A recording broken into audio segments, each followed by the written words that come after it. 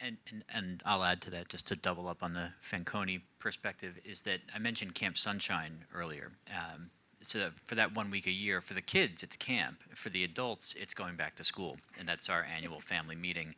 And part of the agenda, or the entire agenda, is really readouts from the medical practitioners on the latest bone marrow transplants, or on what immuno or gene therapy trials are starting.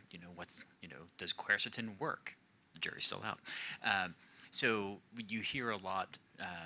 It really is like going back to school, and you take a lot of notes, and then you follow up throughout the year. And the Facebook group was good, especially at that initial diagnosis. FARF reaches out, they invite you, and it's just a place where you can ask questions and feel a little bit less rare. But your question was about what's it feel like to get the diagnosis. To be honest, that's obviously a shock, but then you have to live with it.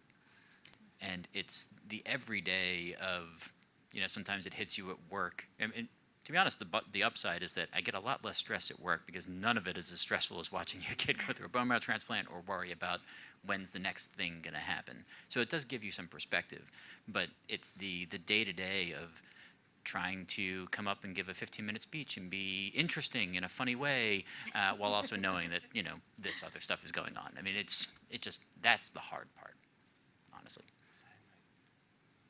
No, I didn't have to refer to notes. Yeah, I was just going to say.